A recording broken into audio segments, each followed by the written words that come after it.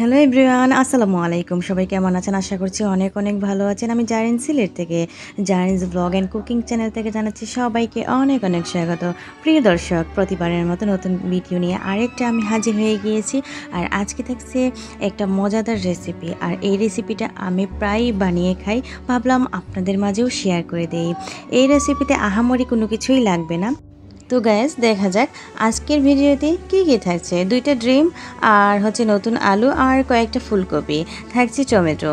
আর টমেটোটা না থাকলে আপনি স্কিপ করতে পারেন। থাকছে মসুরের ডাল। প্রথমে দেখতে পাচ্ছেন ফুলকপি কয়েক টুকরা আমি একটু হাফ সিদ্ধ করে নিয়েছি, এবং ডিমটা কিন্তু পুরো সিদ্ধ করেছি, আলুটা কিন্তু পুরো সিদ্ধ করেছি। এবং এখন মসুরের ডালটা আমি হালকা একটু 2 থেকে 3 মিনিট ফুটিয়ে নেব। তারপর এখানে আমি প্রথমেই ফ্রাই প্যান বসিয়ে দিয়েছি এবং তেল দিয়ে দিয়েছি, সয়াবিন দিয়ে আস্ত জিরা দিয়ে দিয়েছি, এবং গোটা একটা শুকনা মরিচ এখানে দিয়ে দিব, আর বড় বড় রসুনের কোয়া দিয়ে দিব। আর এই রসুনের কোয়া ভাজলে দারুণ লাগে। আর শুকনা মরিচ তো থাকছেই, আপনারা চাইলে শুকনা মরিচ আরও দিতে পারেন, কোনো সমস্যা নাই। যেহেতু এটা নিরামিষ টাইপের, সেহেতু এখানে আপনার শুকনা মরিচ দিতে পারেন, ভালো লাগবে দিলে। আর না দিলেও কিন্তু এত আহামরি কোনো সমস্যা হবে না। তো আমি কিন্তু আজকে 2টা ডিম দিয়েও করব। আমি কিন্তু এভাবেই নিরামিষটা রান্না করি। দিয়ে দিলাম পেঁয়াজ কুচি, আর ডিমটা দিব, ডিমটা স্বাস্থ্যের জন্য ভালো এবং ভিটামিনের অনেক প্রয়োজন আছে। এবং আমি যখন ডায়েট করি, আমি ডায়েট বলতে সব কিছুই খাই, শুধু আমি রাতে রুটি 2টা খাই, আর কিছু না। আর ডিম তো অবশ্যই থাকবে, আপনার ডায়েটের সাথে ডিম না খেলে কিন্তু আপনি শক্তি পাবেন না। দিয়ে দিলাম হলুদ গুঁড়ো, মরিচ গুঁড়ো এবং ধনিয়া গুঁড়ো, লবণ পরিমাণ মতো দিয়ে ভালো করে মশলাটা কষিয়ে নিয়েছি। এবারে আমি যে ফুটিয়ে রেখেছিলাম ডালটা হাফ সিদ্ধ করে, এগুলো দিয়ে আমি হাফ সিদ্ধ করে রাখা ফুলকপি, আলু সব দিয়ে দিয়েছি, এবং এখন কষিয়ে নিচ্ছি ভালো করে। ডিমটা আমি পরিয়ে দিব। এই তো 10 মিনিটের মতো আমি রেখে দিয়েছিলাম। এখন একটুখানি কুসুম গরম পানি দিয়ে দিয়েছি, যাতে ভালো করে মশলাটা ফুলকপির ভিতরে ঢুকে এবং আলুতে ঢুকে গিয়ে আর ডালটাও একটু ফুটে আসে ভালো করে। ডালটা না ফুটলে কিন্তু খেতে একদমই ভালো লাগবে না। তো এই তো ভালো করে কিন্তু আমি কষিয়ে নিচ্ছি। আমার কিন্তু এই খাবারটা অনেক ভালো লাগে রুটি দিয়ে খেতে।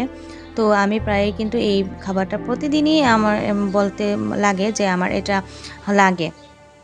তো মূলত আমি সবজিটা এভাবেই খাই এক্সট্রা করে, আর ডালটা আমি খাই না। রাতের খাবারে কিন্তু ডিনারে আমি এটা খাই, এবং এটা যদি থেকে যায় পরের দিন আমি সকালে কিন্তু একটা রুটি দিয়ে সকাল 8টার দিকে কিন্তু খেয়ে নেই এই নাস্তাটা।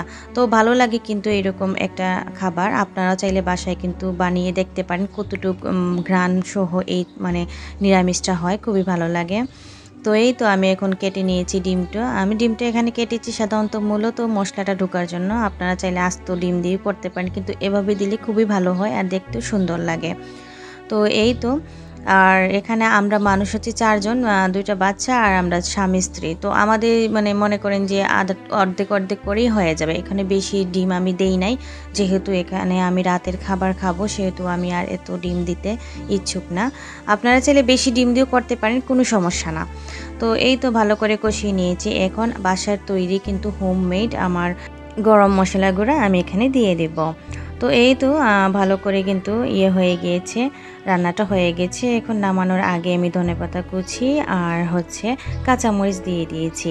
আবারও একটু নাড়াচাড়া করে এখন আমি একটু ঢাকনা দিয়ে রেখে দেব 2 মিনিটের মতো। ঠিক 2 মিনিট পর এসে দেখি আমার রান্নাটা হয়ে গেছে। এবারে কিন্তু আমি টমেটোটা কুচি এখানে দিয়ে দিব।